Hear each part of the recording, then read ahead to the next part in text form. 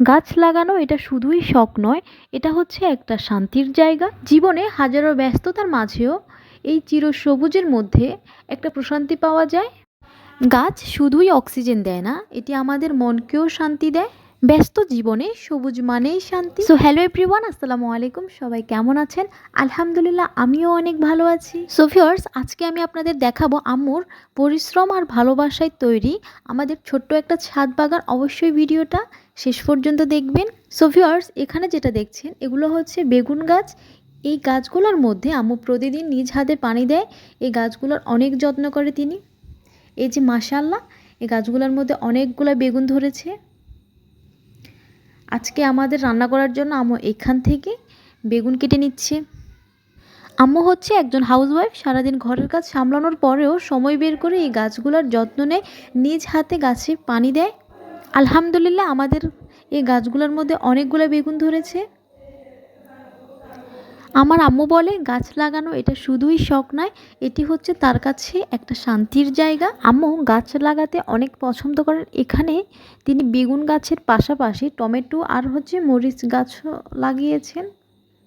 যদিও এখনও টমেটো তেমন একটা ধরা হয়নি। আম্মু গাছ লাগাতে অনেক পছন্দ করেন। এখানে তিনি বেগুন গাছের পাশাপাশি মরিচ গাছ আর হচ্ছে টমেটো গাছও লাগিয়েছেন। যদিও এখনও টমেটো ধরা হয়নি, তবে বেগুন ধরেছে মাশাআল্লাহ। এই যে মাশাআল্লাহ, অনেকগুলো বেগুন ধরেছে আলহামদুলিল্লাহ। আজকে আমি আম্মুকে বলেছি এই বেগুনগুলো শুটকি দিয়ে রান্না করার জন্য, এটি আমার পছন্দের একটি খাবার।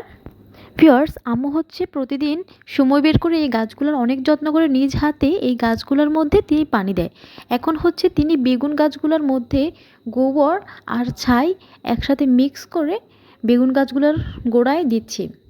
আমরা হয়তো অনেকেই জানি গরুর এই গোবর থেকে জৈব সার উৎপন্ন হয়।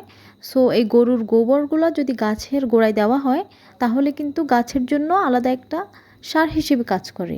তো এইভাবে আমি একে একে সবগুলো গাছের গোড়ায় এই গোবর আর ছাই মিক্স করে দিয়ে দিচ্ছি।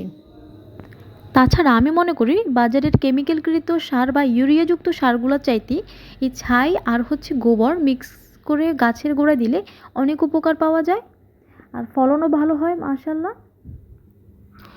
এইভাবে একে একে আম্মু সবগুলো গাছের মধ্যে ছাই আর গোবর মিক্স করে দিচ্ছে। সো ভিউয়ার্স, ফাইনালি আমাদের বেগুন তোলা শেষ হয়ে গেছে। এই যে এগুলো হচ্ছে আমাদের ছাদ বাগানের বেগুন। আলহামদুলিল্লাহ, সবাই আমাদের আম্মুর ছাদ বাগানের জন্য দোয়া করবেন। আল্লাহ হাফিজ।